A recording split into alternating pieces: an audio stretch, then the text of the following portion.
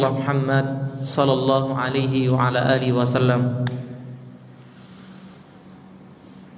Kaum muslimin rahimakumullah, kita lanjutkan pembahasan kita pada kitab Bulughul Maram karya Imam Ibnu Hajar Al-Asqalani Asy-Syafi'i rahimahullahu taala, yang kita masih pada pokok pembahasan tentang jenazah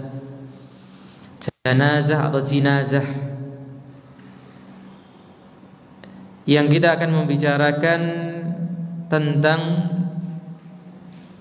kafan, gitu ya.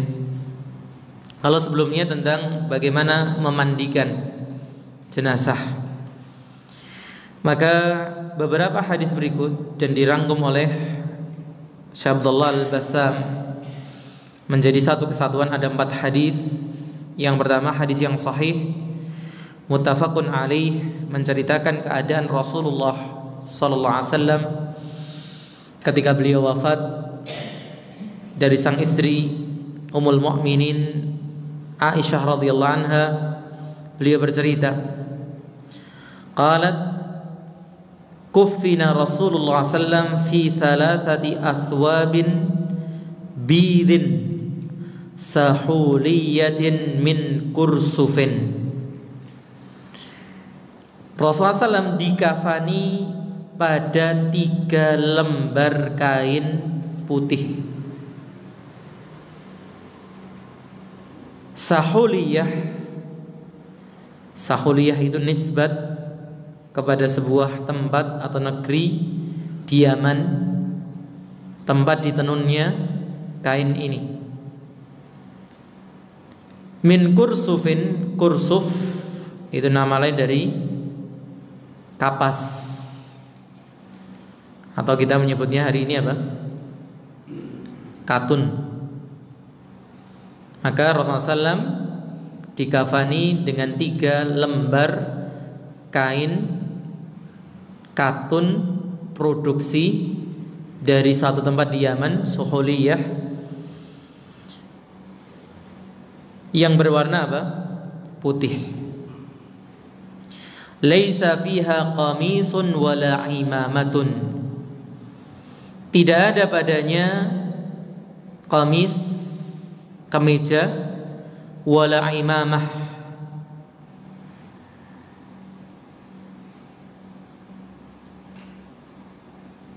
dan tidak pula apa? Imamah.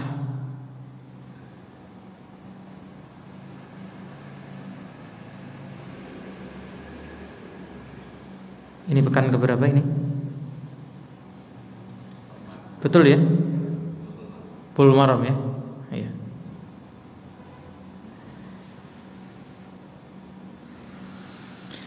Maka tidak dikenakan pada tubuh beliau sallallahu alaihi wasallam kemeja maupun imamah. Tidak dipakai apa? Surban. Ini hadis yang pertama. Hadis yang kedua, hadis yang sahih pula muttafaqun alaih, dari sahabat Abdullah bin Umar radhiyallahu anhuma, menceritakan lamma tuwfiya Abdullah ibn Ubay, ketika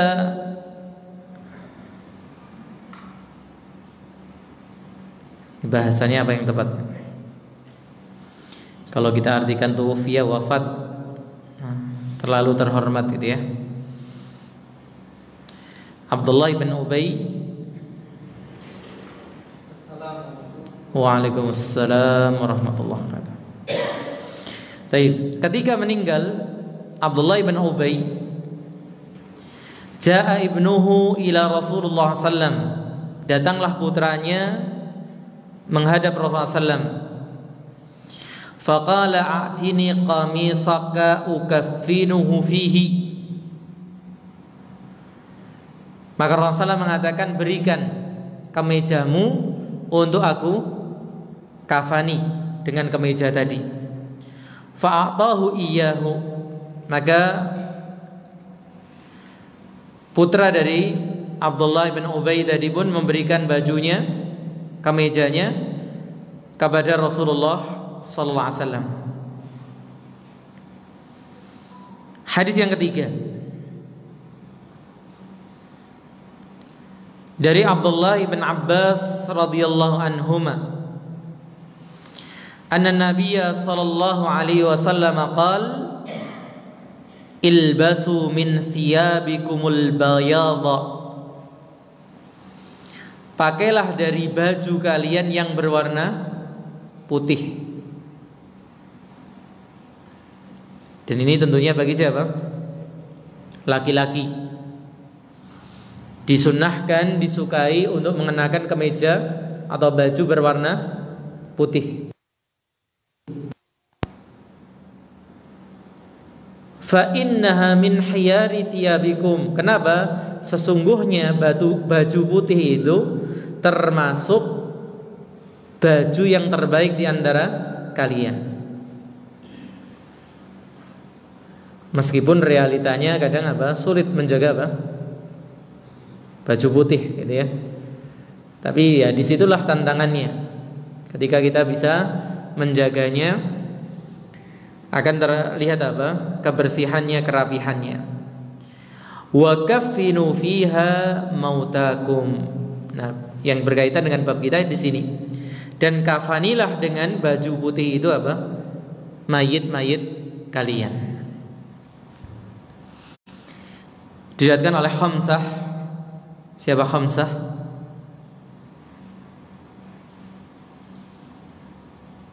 Riwayat Khamsah, siapa Khamsah? Bukhari, Muslim. Sudah keliru kalau Khamsah Bukhari Muslim. Khamsah itu tanpa Bukhari Muslim. Berarti Imam Ahmad, Tirmidzi, Nasa'i, Abu Dawud, Ibnu Majah. Kemudian hadis yang keempat.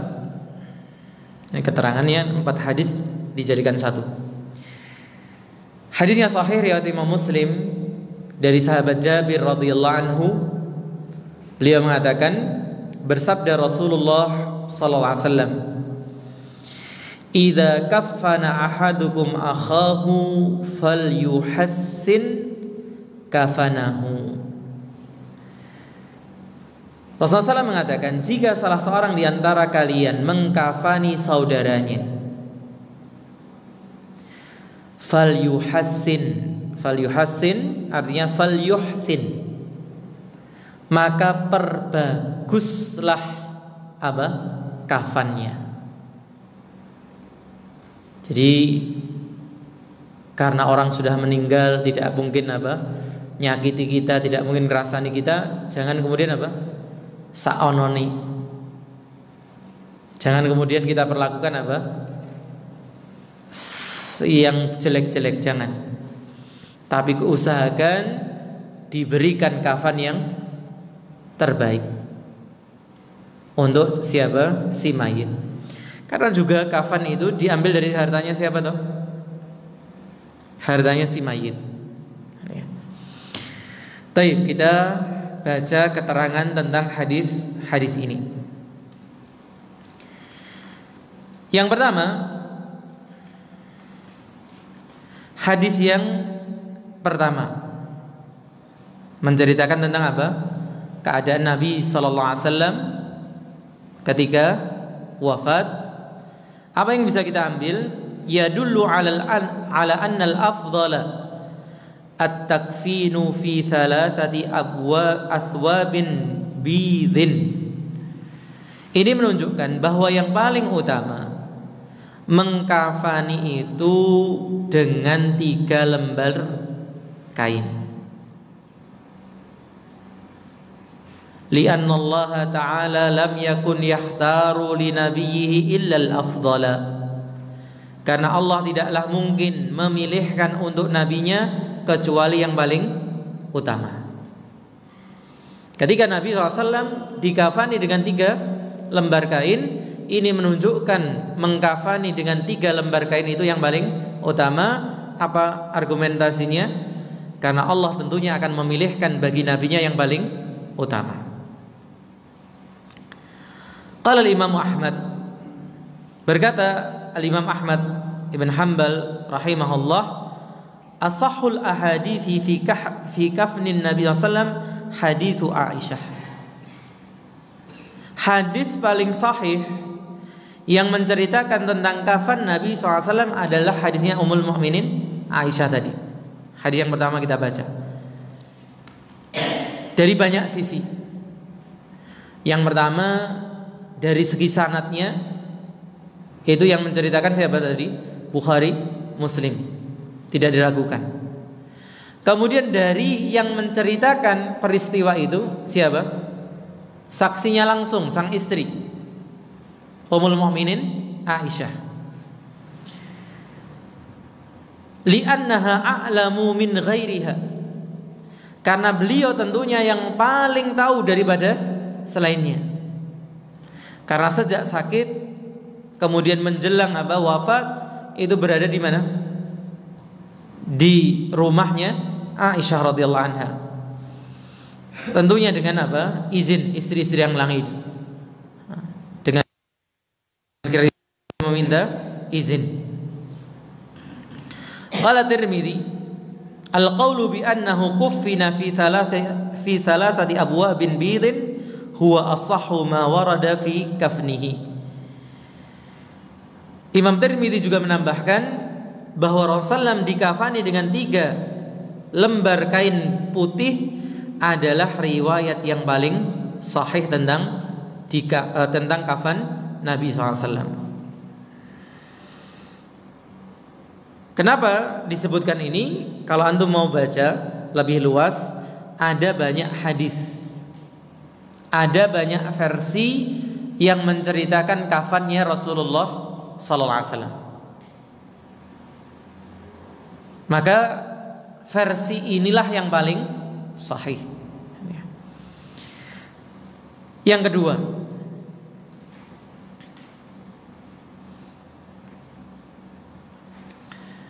ini sudah disebutkan dalam beberapa pembahasan sebelumnya. Qala al-fuqaha, berkata ahli fikih, yajibu takfinul mayyit min malihi, wajibnya diambilkan kafan dari hartanya siapa? Si mayit. Jadi ahli waris itu jangan eman dengan hartanya si mayit. Engko yang tak tukokke kafan kelong sing dibagi warisan. Akhirnya Nah, sekarang sebagian membagikan kafan itu gratis. Ambil dari pembagian gratis. Nah, itu seharusnya diambil dulu dari harta si mayit. Kalau ternyata si mayit ini fa illam yakun lahu malun fakafanuhu ala man talzamuhu nafaqatuhu. Kalau ternyata orangnya fakir, enggak punya harta ketika meninggal, lalu dari mana? Dari orang yang wajib menafkahinya. Misalnya bukan fakir, wanita karena dia istri, tidak punya kegiatan bisnis, bahwa selama ini nafkah diterima, dibelanjakan habis, tidak punya harta. Nah, ketika dia meninggal, dari mana kafan itu diambil? Dari yang wajib menafkahinya. Siapa? Suaminya. Atau orang tua. Berarti siapa? Anaknya.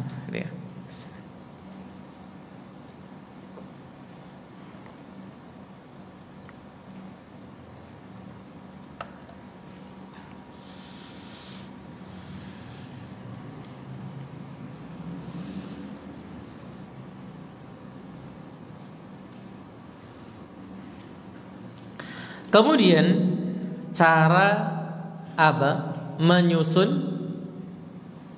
kafan. Gimana caranya? Yang pengalaman mengenakan. Saya cuma teori, ya. Takut juga, ya. Jadi dikatakan di sini sifatu wad'il lifafi atau lafaifi ats-tsalath bi an yudha'a ba'daha fawqa ba'din. Jadi 3 lembar tadi diletakkan satu di atas yang lainnya. Jadi 3 lembar itu disusun dulu. Wa yudha'u 'alaiha al-mayyit. Kemudian baru mayit diletakkan di atasnya. Kemudian apa? Thumma yuraddu tarful lafafatil ulya al-ayman thumma al-aysar. Yati hakadha wa tuqadu. Kemudian setelah diletakkan mayit, ujung kain sebelah kanan dilipat. Kemudian ujung sebelah kiri. Ini lapisan paling atas. Kemudian lapisan nomor 2, ujung kanan, ujung kiri. Kemudian lapisan ketiga, ujung kanan, ujung kiri. Kemudian diikat.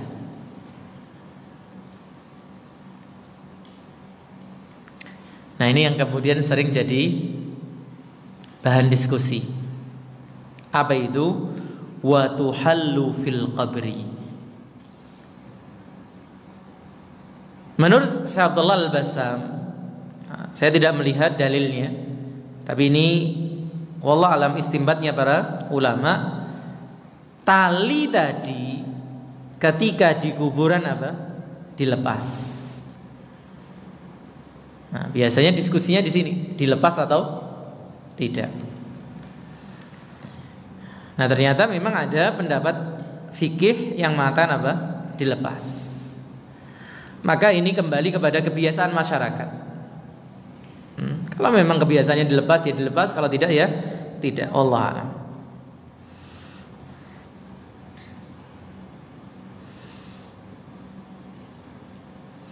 Kemudian tadi dikatakan yustahabbu takfinur rajuli fi thalathi lafaifin bidin min qutnin.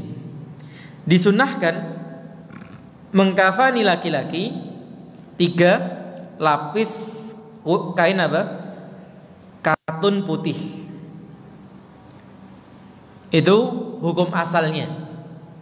Jadi diusahakan kain katun berwarna putih berapa lapis? 3 lapis. Wa in kufina fi qamisin wa mi'zarin wala laqatin jaza wala faqatin wala faqatin gitu ya, atau wala fafatin jaza.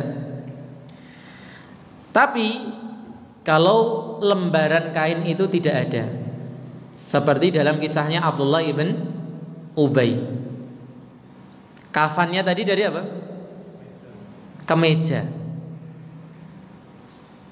Ini juga bisa kemeja, sarung, kemudian 1 lapis. Itu juga dimungkinkan.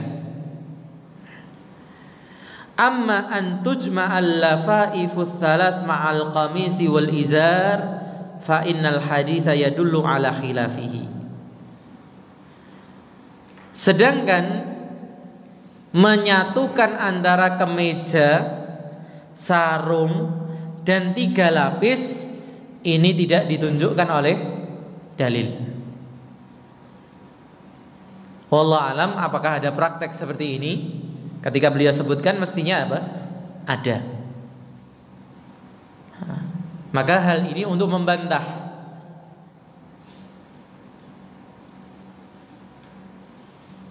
apa kebiasaan yang tidak berdasarkan dalil tersebut. Sedangkan wanita yustahabbu takfinul mar'ati fi 5 athwabin bidin min qutnin. Disunnahkan untuk mengkafani wanita itu dengan apa? 5 lapis.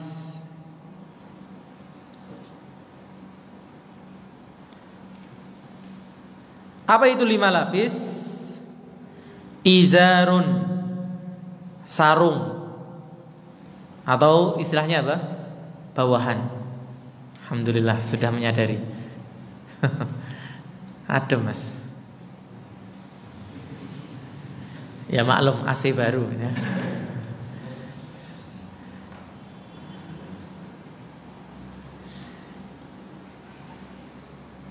Iya, untuk wanita itu yang pertama bawahan. Seperti apa, kalau rukuh itu kan ada bawahannya. Itu biasa disebut apa? Ya bawahan ya, atau sarung kalau bahasa Arabnya. Wahimar. Kemudian apa? Himar, yaitu jilbab yang dari ujung kepala. Kemudian qamis, kemeja, baju atas. Wala fafatan, baru 2 lapis. Jadi kalau wanita itu kafannya seperti dikasih apa? Baju dulu, baju bawah, baju atas, dan himar. Himar itu ya jilbab kalau kita memahaminya.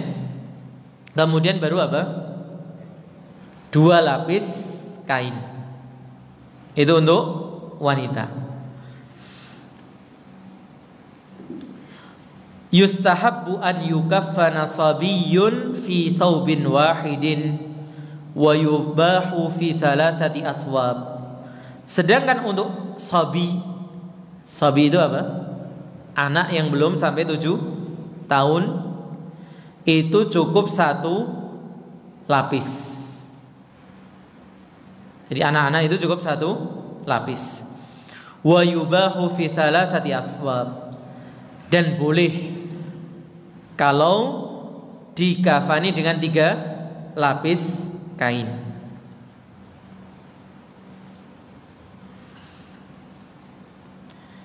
Itu bagi apa? Anak laki-laki. Sedangkan anak perempuan, yustahabbu an tukaffanu bintun saghiratun fi qamisin wala fafataini bila khimarin. Disunahkan mengkafani anak perempuan kecil, gitu ya, anak perempuan yang masih kecil, dengan apa? Menggunakan kemeja dan 2 lapis kain tanpa perlu diberi himar.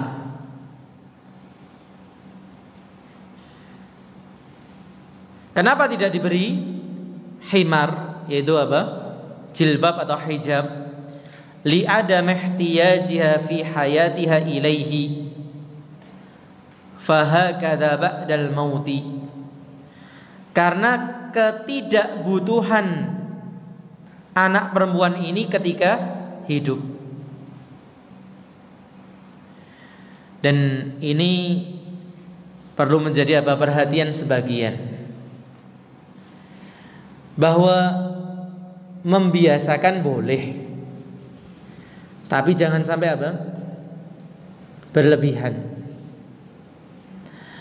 Bahwa anak-anak itu belum wajib pakai jilbab. Maka kadang ada yang sampai apa? Masih 2 tahun, 3 tahun sudah dikasih cadar, bukan juga pakai jilbab. Nah, ini banyak dikomentari oleh ustadz-ustadz gitu ya. Ini berlebihan yang seperti ini.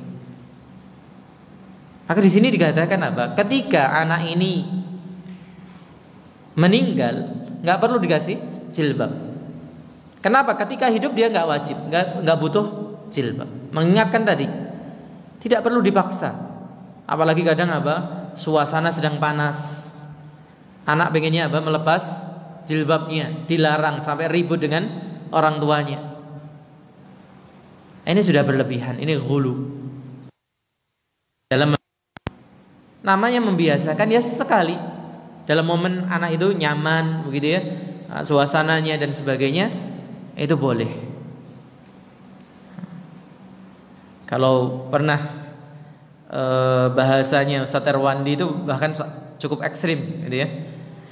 Lawang dia nggak pakai baju saja apa? Boleh gitu ya. Nah, ketika menanyakan tentang batas baju anak-anak gitu ya, anak perempuan yang masih anak-anak. Maka ini ingin menegaskan tadi, kadang sebagian kita berlebihan. Ya namanya ingin mendidik pada tempatnya. Kemudian poin berikutnya, al-wajibu lil mayyit mutlaqan saghiran kana au kabiran dzakaran au untha thawbun wahidun yasturu jami'al badani yasturu jami'a badanil mayyit. Nah, tadi kita berbicara tentang yang sunnah dan yang boleh. Maka sekarang beliau berbicara yang wajib. Baik laki-laki, perempuan, kecil, dewasa, yang wajib itu satu lembar kain yang menutup seluruh tubuh. Jadi kalau keadaan tidak memungkinkan, maka satu lapis yang sudah menutup tubuh, semua tubuh itu apa? Sudah memenuhi kewajiban. Jadi kalau kesempat kemarin di pertemuan 2 pekan yang lalu kita berbicara tentang korban bencana, karena tidak mungkin untuk apa? Dikafani satu persatu dengan 3 lembar kain, maka cukup dengan 1 lembar apa? Kantung jenazah. Maka itu sudah mencukupi baginya.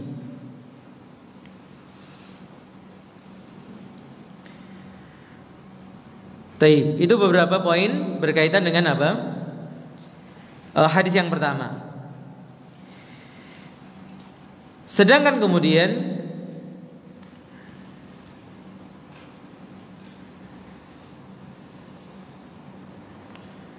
tentang Abdullah ibn Ubay.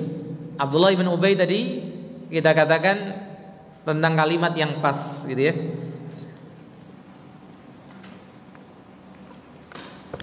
Siapa sih Abdullah ibn Ubay itu?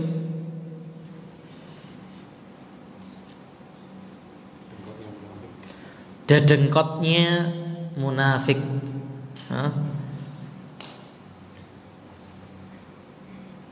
Yaitu Abdullah ibn Ubay ibn Salul. Dikatakan apa? Al-Ra'sul atau kabirul munafikin fil Madinah. Kasa al-Abbas ibn Abdul Muttalib ammu Rasulullah sallam lama ji'a bihi ba'da waq'ati Badrin asira fakasahu min thiyabihi wa kana za'iman wa kabiran wa dha qadrin 'inda qabilatihi al-Khazraj wa kana ibnuhu Abdullah Habah. Putra dari Abdullah bin Ubay bin Salul ini termasuk apa? Sahabat yang saleh. Dan itu sudah dibagi ketika Abah mendengarkan nasihat dari Ustaz Abdullah Zain gitu ya. Ini memberikan optimisme bagi kita. Jadi tidak mesti bapak yang jahat itu putranya apa? Anaknya juga jahat.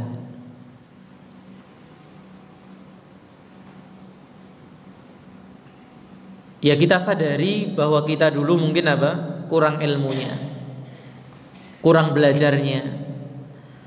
Maka jangan sampai anak kita seperti siapa? Bapaknya, gitu ya. Kurang dalam belajarnya, kurang ilmunya. Lawang yang seperti apa? Abdullah bin Ubay bin Salul saja putranya bisa menjadi orang yang saleh. Demikian pula anaknya siapa? Abu Jahal. Siapa itu?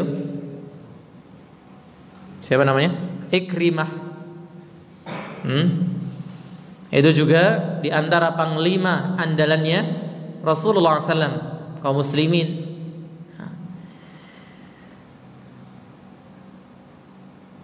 Maka ini memberikan optimisme gitu ya, dalam kita berkeluarga, punya anak gitu ya. Didiklah baik-baik mereka supaya mereka menjadi orang-orang saleh, salihah yang menjadi investasi kita di kemudian hari.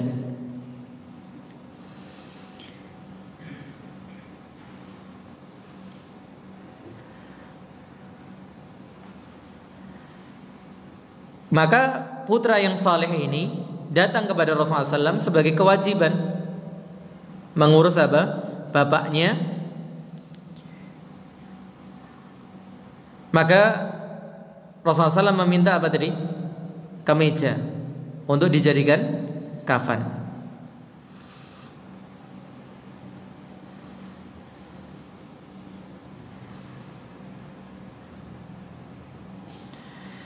Tapi kemudian perbuatan Rasulullah SAW ini sudah mansuh. Jadi waktu itu putranya datang meminta Rasulullah SAW untuk apa? Mengkafani dan mensalati.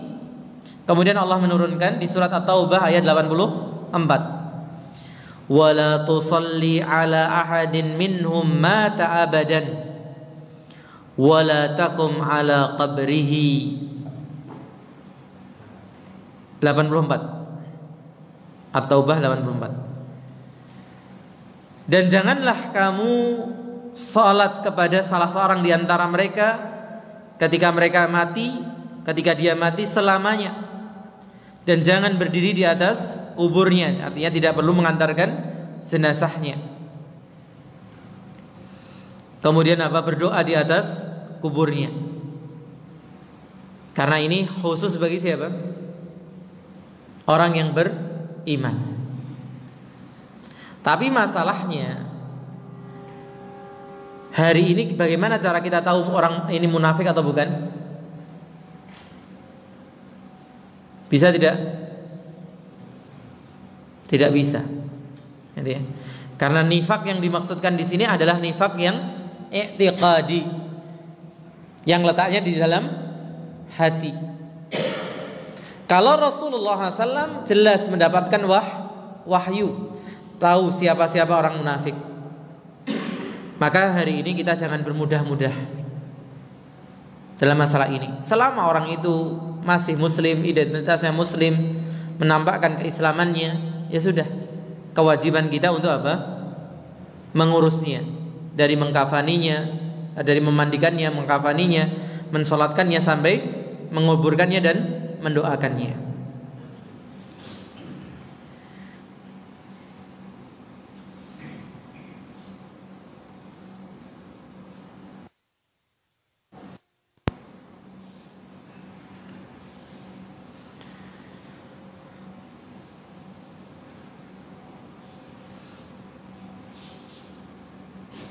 Kemudian hadis yang ketiga tentang apa?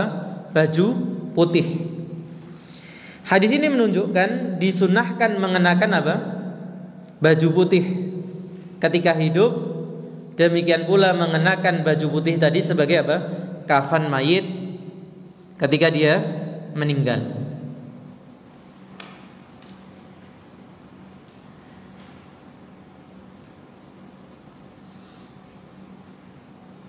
Dan Rasulullah SAW menjelaskan hikmahnya. Kenapa baju putih itu disukai? Karena baju. Nah ya biasanya orang melihat warna putih itu yang warna yang apa? Melihatnya nyaman, tentram, gitu ya. Itu baju putih. Meskipun kita katakan tadi apa? Menjaganya tidak mudah. Sebentar sudah warnanya krem, gitu ya. Lama-lama jadi coklat. Di winter kalau itu.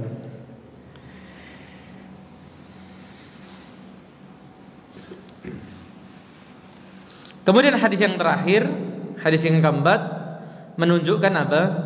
Amal hadis raqam ar-rabi' fa fihi al-amru bi ihsanil kafani wa dzalika bi ikhtiyari ma kana ahsan fi dzat bi an yakuna jadidan wa fi sifah bi an yakuna abyad wa fi kayfiyah wad'il kafani bi an yudha 'alal mayyit wad'an hasanan hasba takfini asy-syar'i al-mazkur. Hadis yang terakhir yang keempat menunjukkan apa? Kita berbuat sebaik-baiknya dalam mengkafani mayit. Apa ukurannya? Yang pertama adalah dari zatnya. Diusahakan kain kafan itu kain yang baru, bukan bekas. Ini. Kemudian yang kedua dari sifatnya. Usahakan kain kafan berwarna putih. Yang ketiga dari cara membungkus, melipat kafan tadi. Bungkuslah sebaik-baiknya.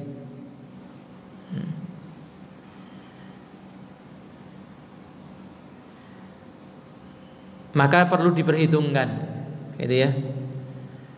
Pernah suatu kejadian, ya karena yang mengkafani itu mungkin tidak memperhitungkan jenazah itu orangnya tinggi, akhirnya seakan-akan kurang. Nah itu tentunya bagi yang melihat tidak nyaman. Meskipun kita katakan secara hukum tadi satu lapis pun sudah cukup. Tapi kalau kemudian terlihat seperti kain yang kurang, tentunya ini bukan ihsan kepada si mayit. Maka diukur dulu tingginya, lebarnya, gitu ya, supaya pas. Kemudian mengenakannya secara syar'i tadi. Lipat atau lapisan-lapisannya.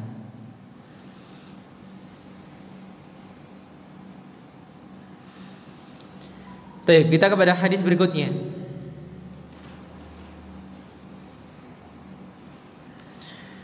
Hadis kisah peperangan Uhud.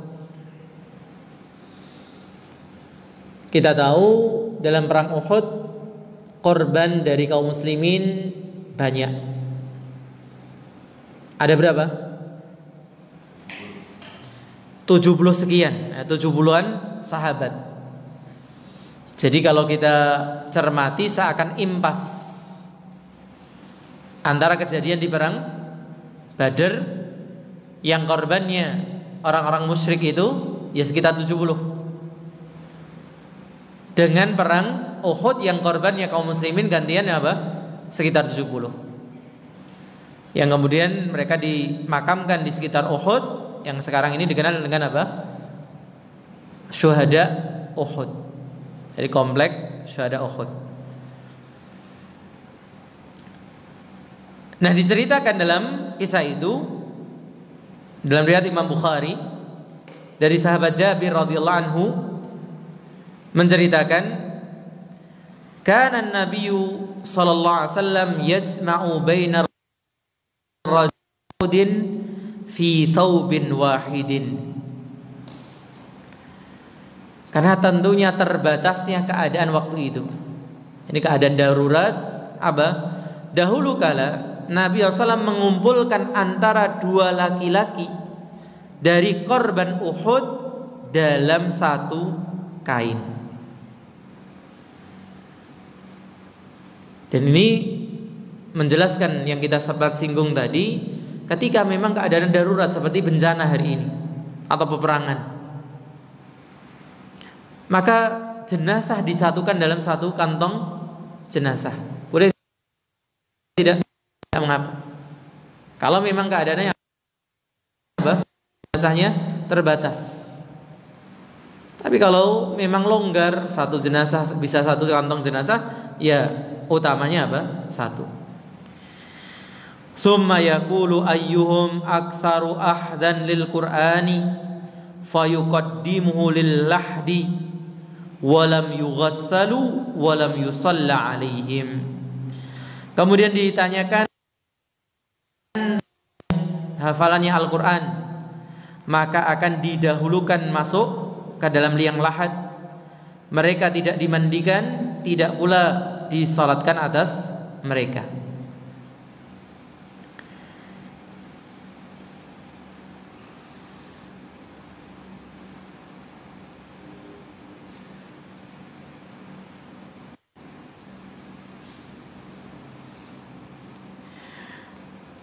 Maka di sini apa yang bisa kita ambil? Yuhramu an yudfana ithnani fa aktsara ma'an fi qabrin wahidin. Nah, ini yang kadang kurang dicermati. Diharamkan dimakamkan dua orang atau lebih di satu liang lahat. Hukum asalnya apa? Haram. Dan ini kadang terjadi ketika apa, misalnya suami istri meninggal bersamaan, misalnya dalam kecelakaan, la qadarullah, akhirnya dimakamkan apa? Satu liang. Ini hukum asalnya apa? Haram, nggak boleh. Li'annahu sallallahu alaihi wasallam kana yadfanu kulla mayyitin fi qabrin. Karena Nabi SAW dulu apa yang beliau lakukan?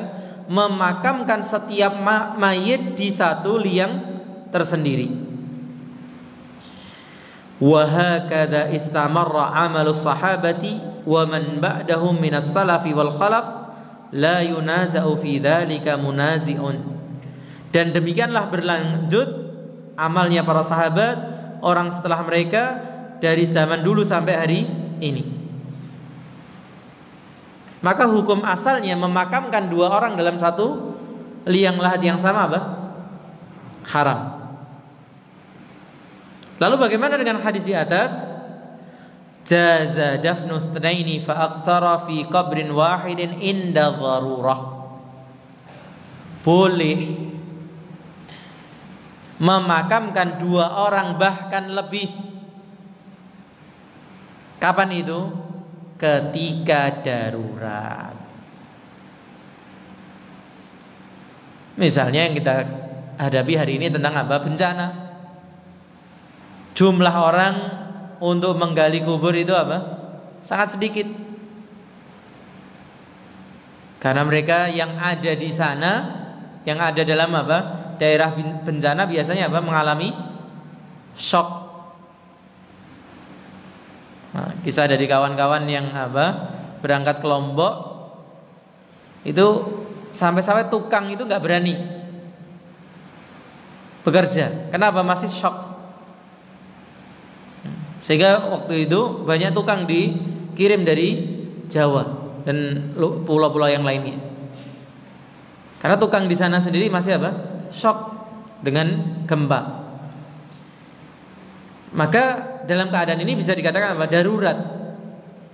Apalagi korbannya sampai ribuan, tidak mungkin apa?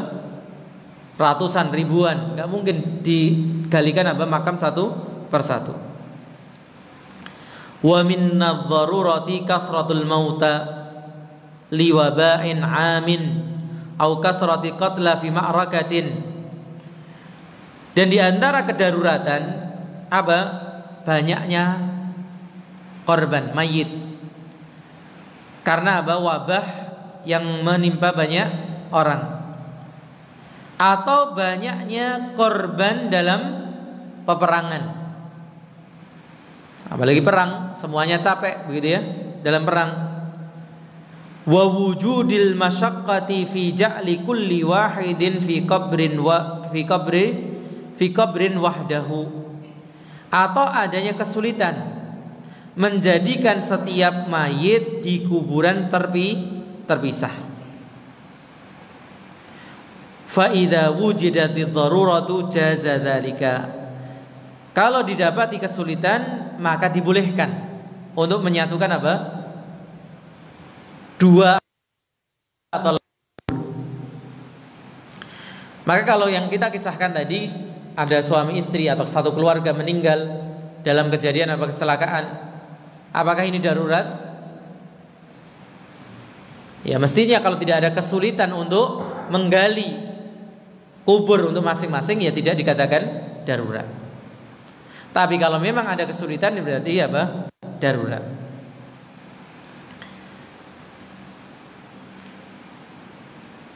Dan dalam kisah di atas, kedaruratan di mana? Karena banyaknya korban dalam perang Uhud. Kemudian keutamaan orang-orang yang menghafalkan Al-Quran. Kenapa? Didahulukan dalam pemakaman. Jadi ini menunjukkan bahwa orang yang belajar Al-Quran, mengamalkannya, mengajarkannya, itu Allah muliakan di dunia maupun di mana? Di akhirat. Ketika hidupnya maupun setelah meninggalnya, dia selalu dimuliakan oleh Allah Subhanahu wa ta'ala. Kemudian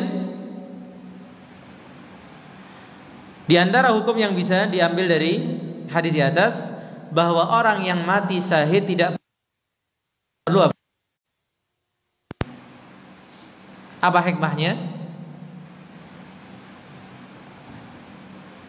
Supaya bekas peperangan, pengorbanannya itu apa? Ada. Karena manusia akan dibangkitkan sesuai dengan kondisinya. Sebagaimana sebelumnya kita belajar tentang orang yang meninggal di saat apa? Yang kelak dibangkitkan dalam keadaan bertalbiyah, meninggal dalam keadaan ihram. Maka dia dikafani dengan kain ihramnya.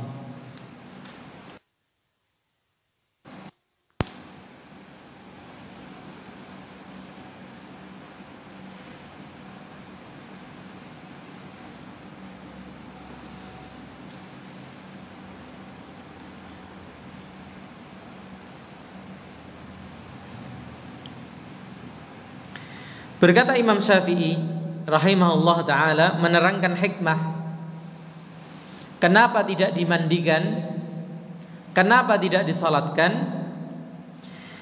Li'an yalqaw rabbahum bikulumihim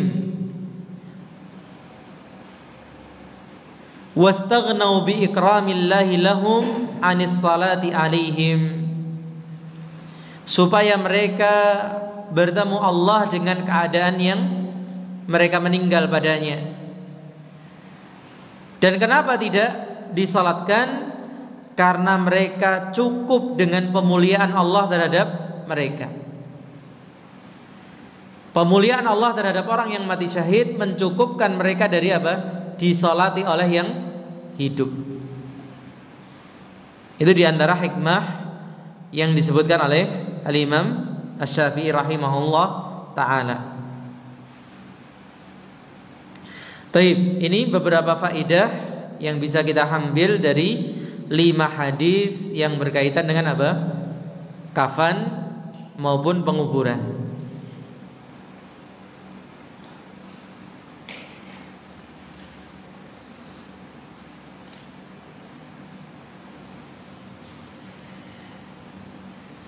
Silakan kalau ada tambahan, koreksi atau pertanyaan.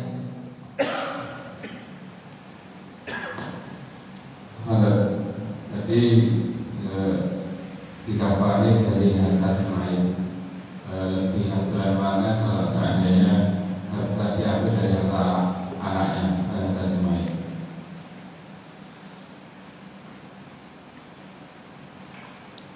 Lebih utama manakah? Harta tadi diambil dari hartanya sendiri atau dari harta anaknya? Maka dikatakan yang wajib dari harta sendiri. Maka tentunya yang wajib lebih utama dari yang lainnya. Sebagaimana kaidah yang umum bahwa mendahulukan yang wajib lebih utama daripada mendahulukan yang sunnah. Kalau anaknya memberikan, ya sebagai sedekah, Dan sedekah kan hukumnya sunnah. Allah a'lam.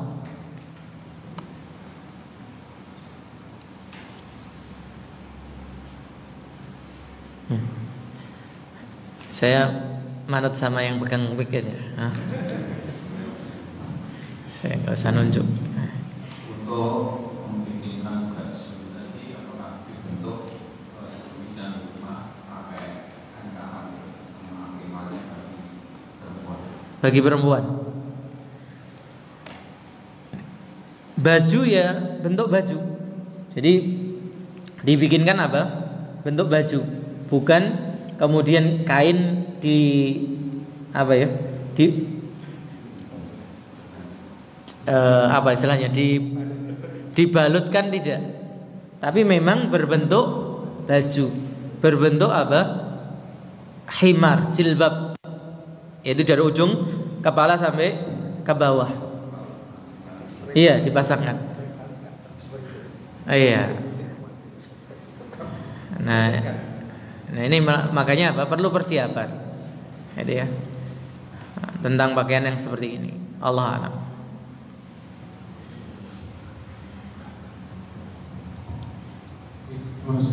Ya, kalau ini menanyakan di sebagian orang di lingkungan saya yang sengaja menyimpan fakta untuk meninggal untuk persiapan. Tapi itu untuk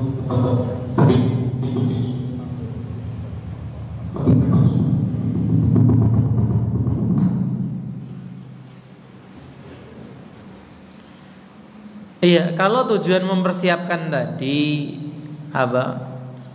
Untuk memudahkan keluarga, maka tidak masalah. Gitu ya. Dan tidak ada larangan. Nah, kita menyiapkan kain kafan untuk diri kita. Dan bisa jadi bahkan ini apa? Menjadi pengingat akan kematian. Allah a'lam. Dan ini sesuai bahwa apa? Kafan itu diambil dari apa? Harta si mayit.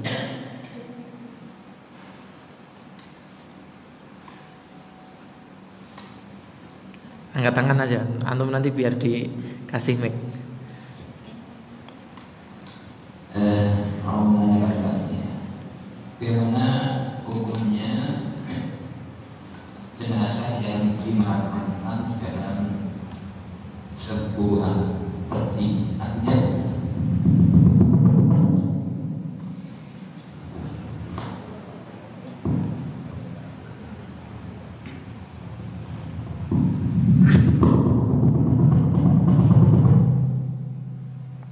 langsung aja. artinya ketika sebelum dimakamkan sudah dimasukkan dalam sebuah peti, nanti cara pemakaman dimasukkan dalam sebuah peti ini. Wallahu a'lam. Belum bisa menjawab saat ini. Memakamkan dengan petinya sekaligus, gitu ya. Allah a'lam.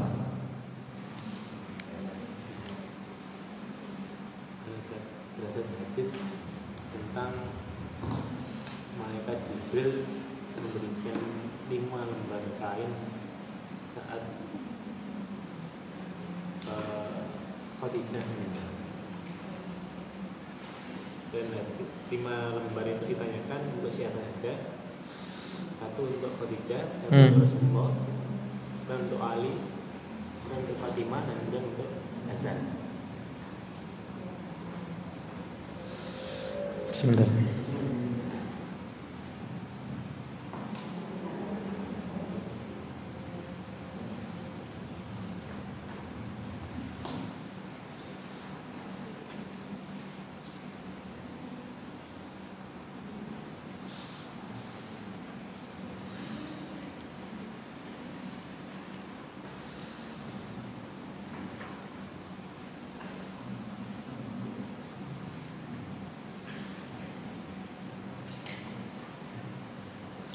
Iya, ini saya jawab pertanyaannya Pak Zain dulu ya. Ini jawabannya Syekh bin Baz tentang memakamkan mayit di dalam peti.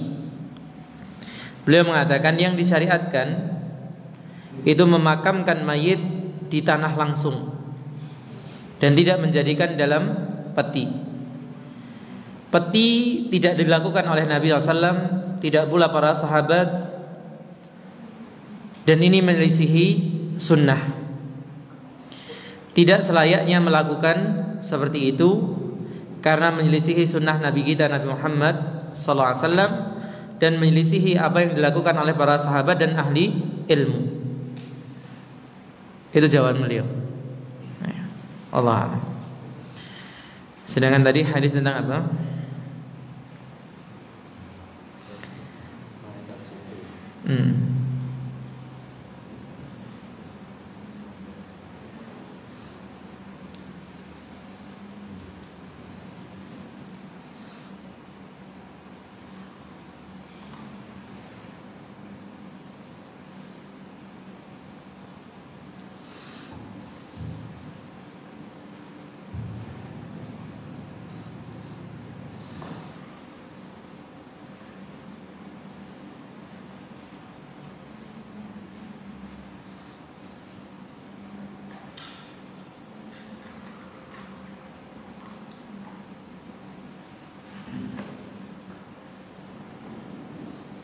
Baik, belum bisa dijawab saat ini. Allah alam, ini yang bisa kita bacakan, diskusikan di malam hari ini.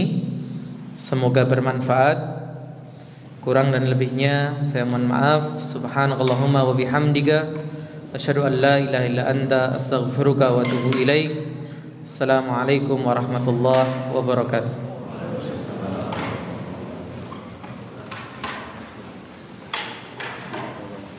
Assalamualaikum warahmatullahi wabarakatuh.